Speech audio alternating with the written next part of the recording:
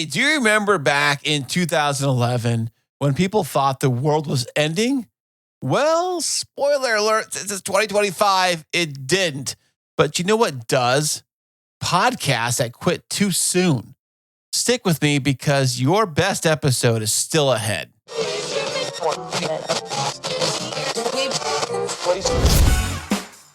Sound matters. Be heard.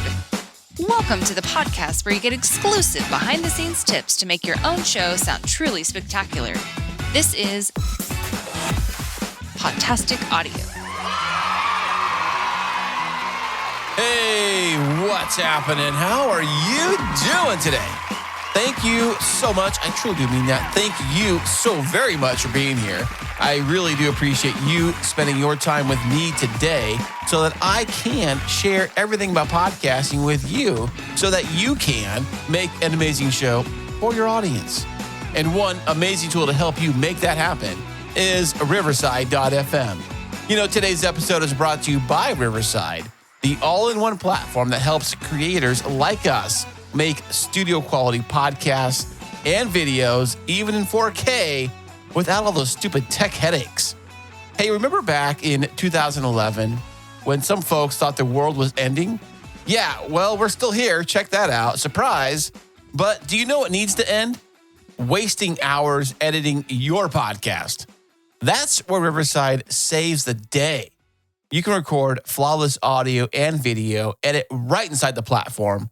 Use this thing called Magic Clips to instantly pull out social-ready highlights and even get AI-generated show notes and descriptions all in one place. It's like a creator's dream toolkit. No fancy gear required.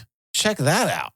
You can start using Riverside right now for free, but when you're ready to upgrade, when you're ready to go pro, use my promo code PODTASTIC for 15% off any paid plan. Go to riverside.fm right now, enter PODTASTIC, and make your next episode the best one yet. Because if we've all survived 2011, your show deserves to thrive. As an indie podcaster, somebody that does this for themselves, not for a company or anything big like that, well, you pretty much can talk about whatever you want. I mean, there's no rules. You can say whatever you want, have any kind of discussion with whoever you want. But even still, I would say there's probably two things we should never really talk about on our show. Those two things are this. One, never really talk about religion. And two, you really should never talk about politics because both of those can be very polarizing. Both of those can get people riled up one way or another. But today, I'm going to break that rule just a little bit because today I'm going to talk a little bit about religion on this show today. And hey, before you go anywhere, before you get mad, I'm just going to be stating the facts of what actually happened. So, if you remember way back in the year 2011, now it felt like it was yesterday, but it was so long ago. In May of 2011, I was actually, working where I work now as a driver, and I was doing a delivery. I'm driving up the coast, up to Oceanside from San Diego. I'm looking out and seeing the ocean. As I'm driving, I'm listening to the radio because on that particular day, it happened to be May 21st, 2011. And if you remember a guy by the name of Harold Camping. Now, Harold actually predicted the end of the world, Judgment Day itself. He predicted it to be on May 21st, 2011. Now, I don't remember the exact time. I think it was like 7 o'clock or something like that, Pacific time. I don't remember exactly. But here I am looking at the window, driving up the coast, looking over the ocean. And I'm wondering, what if? Because on the radio, they were doing this big countdown, oh my gosh, here it is. He predicted end of the world happening in 20 minutes. Everybody get ready. Here it comes. And so here I am driving my truck, listening to talk radio. I'm driving up the freeway and I'm looking out the window and I'm just wondering what is going to happen? What's going to happen next? And so when the clock actually hit 0 and it came to the exact time the world was going to end, on the radio show I was listening to, they were doing this big countdown. Like, here we go. 5, 4, 3, 2, 1. Here it goes. And then nothing happened. And they kept on saying like, well, that was that. So it was kind of weird because I kind of felt like this weird mix of relief and realization. Life was going to keep going. But for so many, they had already given up on tomorrow before it even arrived. And that got me thinking about podcasting. Well, not back then, but today. And why so many indie hobby podcasters, so many indie shows quit before they even give their shows a real shot. So if you do not know what I'm talking about, who even was Harold Camping? Well, Harold Camping was a civil engineer who turned into a Christian broadcaster. He ran the Family Radio. It was a global Christian network. He was kind of known for his calm, authoritative delivery, using Bible passages plus numerology to predict the end of the world. That was his whole thing, predicting the end of time. Because who doesn't really want to know when the actual end of the world is going to happen? And Harold was all about it. So back earlier, probably when he wrote the book, I'm going to say 1993 is when he probably wrote the book, because the book was called 1994 ? This was his first book he wrote. It was predicting an earlier end of the world. And spoiler alert here, guess what? It didn't happen. But based on that book, he actually gained a loyal following. People saw him as humble, devout, and somewhat trustworthy, which I don't know why they would consider him trustworthy if he made a prediction to end the world in 1994, and yet, surprise, it didn't happen. So I don't know if Harold decided to bust out the new calculator on his iPhone or what happened, but he somehow predicted that maybe now the numbers are really right. The numbers are going to be 2011, May 21st, 2011. This is going to be the day for sure. So Camping predicted Judgment Day, 2011, May 21st. Well, okay, great. So the media went nuts. It went super crazy. There were billboards posted everywhere. That's how I first found out about it. I was actually driving around and I see this billboard. I saw multiple billboards all over San Diego saying the world's ending, May 21st, 2011. Are you ready? They were all over the place. He did tons of radio interviews, lots of global press, followers. I mean, there were lots of followers still because, with any religion, of course, there's followers. But some of his followers that really believed him and believed what he was saying to be absolutely true, 100% true. So they quit their jobs. They sold their homes. They donated thousands to Family Radio. Now you're thinking like, why would anybody believe that? Well, that's why people, when I say don't talk about religion, this is kind of why I say don't talk about religion. So the reason why people believed it is because of their fear, their faith, and they trusted his authority. There was lots of social pressure. I mean, tons and tons of social pressure. If your whole community believed in one thing, then it's kind of hard to walk away from that because you're kind of in the pack. You're kind of believing what everybody else is believing around you. And also, I mean, this is a big one, is that for most of us, there was kind of this desire for certainty in this kind of chaotic world. And he had the answer for that. He said on May 21st, 2011, it's all going to end. It's game over. That's it. End of the world. Judgment Day. Get ready. And people by the thousands, probably even by the millions, believed him in that moment. So you're probably thinking, okay, great. Nothing happened. The world didn't end. We're all still here. Great. Happy days. Keep on going. Great. But what really happened to those who really believed, there was such an emotional fallout. I mean, when May 21st came and went, followers were just crushed. Many had drained retirement accounts, sold their homes, left jobs, and donated everything. I mean, everything to Family Radio. Some went quiet from embarrassment. Others defended camping, saying that the date was symbolic or spiritual. I don't know, but some suffered mental health crisis, depression, anxiety, and public ridicule. I remember listening to that. There was a caller on the radio after it happened, and the talk radio was kind of making fun of them on the radio, and he was very sad. Hearing him on the radio, he just sounded like everything he believed in was crushed. Everything he imagined was just wiped away. It was gone. And this had a big impact on the families and other communities. So families split apart over these predictions. Some people felt like their life was financially ruined, and their marriages, well, they strained or probably even ended. Public backlash painted over all believers as maybe gullible, adding shame on top of the regret. Now, what Camping said in his own response, he later admitted that he might have been wrong, and we humbly acknowledge we were wrong. But the damage has been done, and family radio lost credibility, money, and many of their listeners. So what hit me most about all of this is how people weren't just being wrong about the date. They were left without the next chapter. Like, what happens next? They invested everything in the end of the world, and it didn't happen. And now how and where do they even start over? Okay, now you're probably thinking, okay, Chris, what does this have to do with podcasting?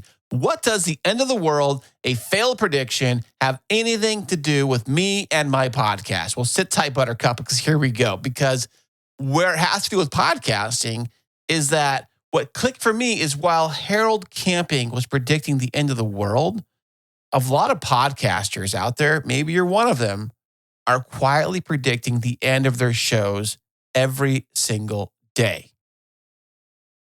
Now, I've seen this play out over and over again, especially in the indie hobby podcaster arena. So us indie hobby podcasters who possibly launch a show with so much excitement. I mean, when you first get started in podcasting, we're like so excited. I still get excited about starting something new, especially a podcast. And we all get it. We all get a brand new shiny microphone, maybe figure out some new software and like abracadabra, we're recording a podcast. Woohoo, check that out. And then maybe, if we're lucky, we get some friends that tune in and check out our show. Maybe because they're curious, maybe family members are curious. And then that is when the doubt creeps in. The numbers aren't what they expected. The feedback is crickets. And they start quietly telling themselves, why am I even doing this? They're mentally preparing themselves for their own podcast doomsday. Like, no one's listening. This space is too crowded. And I'm not as good as those big name shows. And without even realizing it, they're starting to pull back, posting less, promoting less, maybe skipping a week or two. And before long, their show quietly disappears. Not because it was bad, but because they convinced themselves it was over before it really even began. So let's break down the emotional connection to Harold Camping's prediction to podcasting. So Camping's followers gave up on their futures because they believed the end was inevitable. And podcasters give up on their shows for the very same reason. This show is going to die sometime soon. It's just going to happen. I can't break through. So why bother even trying? But here's the thing. 99% of shows don't fail because they're bad. They fail because the host stops before the audience actually even arrives. Hey, can I tell you honestly? I want to be really honest here. I've had these same moments myself. I've stared at my stats. I've hit refresh on them. I looked at them, especially this show and the other show. I sat there wondering, like, why am I putting all this work in only for a few hundred downloads or whatever it might have been? I don't know, but very small number of downloads. And I'm thinking, like, why am I doing all this work if only a small amount of people are listening? I've wrestled with that voice in my head saying, who's even paying attention? And the truth is, most of us, most indie shows do this at some point. And podcasting is not like other forms of media content. It's just not. It's not at all. And the other forms of content, like the YouTube, the Instagram, the TikTok, things like that, things that are algorithm based. Yeah, well, podcasting is not algorithm based. There's no algorithm. So when we look at things that are algorithm based, like those other platforms, we think that this is going to be an overnight success. I'm going to post one episode with one big time celebrity or big time somebody or whatever, and the episode's going to go nuts, and my show's going to blow up. It's going to be amazing. But when you hear about like these top 1% shows, we've all heard them. We've all seen them. Some of us try to mimic those shows, but those ones with a massive audience, or at least they appear to have a massive audience. But what we don't really actually see is all the years they spent recording into the void, doing shows for nobody. There are plenty of comedians out there that are big now, but when they first got started, they were doing literally shows of like a handful of people, just getting started, putting in the reps. And there are a lot of podcasters that have done the exact same thing. It doesn't happen overnight. So we need to shift our mindset from thinking, well, I'm not doing anything right now. My show didn't blow up right now after like 5 episodes, and I don't have a big name attached to my show or a big draw, but yet my show has maybe 5 or 6 downloads on episode 5. Great, but that's okay, because what you can do is shift your mindset. Here's the key. Check this out. So you are not late to the game. You're not behind. And your numbers are not a reflection of your worth as a creator. They're just a snapshot at a moment in time. The only way you'll lose at this game is if you walk away too soon. Podcasting is a long, long game. The longer you're in it, the more consistent you are, the more people come, the more you get better at it. It's just the way it is. So maybe you're thinking, like, I don't know, man. I don't know, Chris. I'm like on the edge right now. So if you're wondering, like, hey, I think it's time to call it quits. I think it's time to shut the show down. But before you do, I want to ask you, are you quitting because you genuinely reached your creative finish line? Or are you just quitting because you convinced yourself that no one cares? Because I promise you, people actually do care. And they can't find your work if you've already walked away. Now, can they? So here are some tips to help you keep going. I have 6 strategies that you can use right now to help you get your podcast from kind of the tipping point of falling apart and being done, one foot in the grave, to maybe keep it going and perhaps maybe reach your podcasting goals you had dreamed of when you first started doing the podcast in the first place. Tip number 1, keep publishing consistently. Even, and especially even, you only have a few people listening. Keep it going.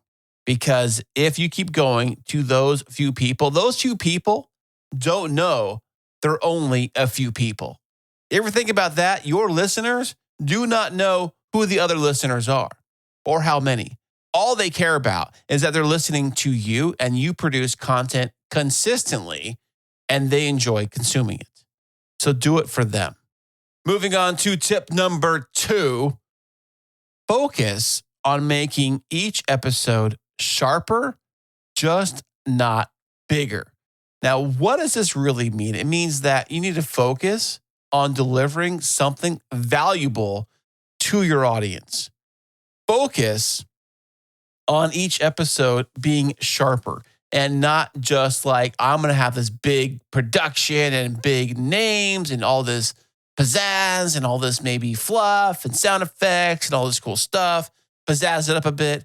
Well, you know what? Sometimes the actual content can get buried in all of the audio noise. I know some of us like to do crazy sound effects. I know some of us like to get nuts with all the crazy noise and all the fluff and all the stuff. I did the same thing too. When I first got started in podcasting, I was realizing, oh my goodness, I could add this sound effect there and I could do this here and I could play with this. It gets tempting. It gets addictive. Just like somebody who just buys a brand new Rodecaster Pro 2 for the very first time and they push all the bells and whistles. They put pushing things and going nuts. Listen, I have one too, but I don't push any of the buttons. I keep it simple. I keep it focused on the actual content. Moving on to tip number 3. This is one I've said many times over and over again, and it reigns really true, especially when you see small numbers and you think about quitting and giving up. But perhaps maybe focus your content of your show, focus it on one listener at a time. You know, one great thing about podcasting is that it allows us to sit right here in this house, in this space, and yet I can connect with you. Podcasting builds relationships, which also helps build a community. And being surrounded by a good, positive community will help you push through those hard times and get behind your back when you feel like, well, I don't feel like doing a show anymore. I don't feel like doing this. There's always positive support within the community. And if your audience, even if it's small, are behind you and pumping you up and telling you positive things, then it's going to keep you want to keep going. Okay, moving on to tip number 4. You maybe, if you want to, use stats as a tool, not just a self-judgment scoreboard, because we get in our heads about the stats. One big podcaster I heard, maybe, I don't know if this is true or not, but he was saying that for many years, at least the first year or so, he didn't even look at stats at all. And he's kind of glad he didn't, because if he had, the stats would be like all over the place, small numbers, and it'd be very discouraging for him to keep going with his show, knowing that he might have a small audience, knowing that not as many people are listening that he thought were actually listening. And I can see where that actually can be very frustrating for a podcaster. I mean, listen, I look at my stats pretty much all the time, but I kind of look at them like a tool, like trying to figure out maybe, well, obviously the show is working. Obviously, when I pressed upload to this podcast on this podcast platform here, that obviously went somewhere because I'm getting downloads coming back. So they must be working and it must be resonating. Someone said today, I think it was on social media, we're talking about like stats and downloads and numbers. And I think I said something like, I would much rather have one honest, real listener feedback from a listener that actually wrote in and said, oh, I loved your show for whatever reason, telling me the direct stuff I talked about in the episode, actually communicating one-on-one. I'd rather have that than 1,000 downloads that mean nothing if nobody says anything. Actual real feedback means the world to me. Hint, if you want to drop me a line, you can. Listen, I love reading your emails. I love reading your text messages. I love all that stuff. I thrive on actual feedback. So if you want to make me love you more, well, then perhaps maybe you can send me a message. That'd be fantastic. So moving on to the 5th thing and the 5th tip you can do to keep going with your podcast right now. If you feel like burning out, you feel like you're at the end of your rope when it comes to your podcast, remember, this is tip number 5. This is probably the biggest tip of all. Remember why you started in the first place. Remember to have fun. Put fun first. Fun, creativity, connection. It's not just about the stupid fame. I cannot believe that there were some indie podcasters that were telling me that they want to be famous from their podcast. They are looking to as fame as being the goal of creating a podcast in the first place. Are you nuts? Why would you even want to be famous in the first place? Why would you even want that? Oh, because maybe I can, buy a fancy car and a fancy house and I can be famous and people are going to love me. The truth about fame, when you hit a certain number of your podcast or YouTube channel or whatever it is, if you become, quote, famous, as it were, you get those, great comments. Yeah, you get those too, but you also get a lot of the backlash and hate as equally as you do the good stuff comes in with the bad stuff. You have to be willing to handle both. And you have to be willing to accept the bad comments and the bad hate. And if you have very thin skin, well, I hate to tell you, man, it's going to be hard for you if you become somewhat famous with your show. But hey, always remember why you did this in the first place. I did this because I love podcasting. I did this because I love creating. I love having fun on the podcast. I love this stuff. I love listening to what I've created. I love listening to your show. This is a fun experience for me. So for me, it's not about the fame. I don't want to be famous from this show. I don't want millions and millions of downloads every episode. I don't want that. I just want you to listen. I want you to create an amazing podcast of your own. I do this because I love podcasting. I create this show because I love doing this, not because I'm trying to sell you something. I'm not trying to pitch you something. I'm not trying to get you to join my service plan or try to join my coaching thing. No, not at all. Scrapping all that stuff. I am here just because I actually love podcasting, which might sound like a total mind trip for most of you. And that brings us to the sixth and final bonus tip of this little thing here. So the bonus tip number 6, is basically, if you ever got some feedback from a listener that was kind of like just out of the blue, wasn't expected, or maybe even was a 5-star review that wasn't even expected. Maybe it was something that somebody wrote and you're like, wow, that's super cool. Or they said something randomly about your show, a text, an email, whatever it may be. Screenshot those things. Screenshot those things and put them in a folder so that you can look back at them later when you're having days when you're feeling like the show isn't worth anything, when you feel like maybe I should give up. Look at those words of affirmation. Look at those emails. Look at those things and say, yeah, somebody out there appreciates my show. Somebody out there appreciates what I'm doing right now. Obviously, they wrote it down. They sent it to me. Here it is in writing. I'm looking right at it. Screenshot those things. Save those things. Put them in a folder. Keep them safe. Maybe if you have to, maybe just put them like print them out and put them somewhere on your desk, somewhere by your computer, somewhere when you have doubts that you're going to record a podcast. You're thinking, oh, man, do I really have to today? This is kind of, I don't know if I want to do this. No one's listening. No one cares. Why am I even doing this? And then you see that note from a listener saying, your show's amazing. Your show got me through some hard times. I really appreciate you and the things you do. I listen every single episode. Keep up the great work. It's been amazing. Thank you. Those things mean the world. And they can save you from podcast burnout. Hey, so you don't need a sign to keep going with your podcast. The fact is that you're still here, still showing up, still pressing record. That's the sign. Don't quit before the magic actually really happens. Keep creating. You have no idea whose life you might touch next. And with that, I want to say thank you so much for being here all the way to the very end of this episode. Hey, I do these shows for you. That is it. Like I said before, they are not about a business. It's not about making money with me. It's about making sure you can create an amazing show for your audience. I'm probably like the only podcast on podcasting that can actually say that. So there's that. So if you want to get a hold of me, and you want to share your podcast and any amazing stories that you have within the podcasting experience and podcasting journey of your own, you can share them with me at podtasticaudio.com. Go to the contact page and there's a form. Click on that. And that way you can send a message directly to me. I mean, right to me. That's podtasticaudio.com. And thank you once again. And I cannot wait to share the next episode with you.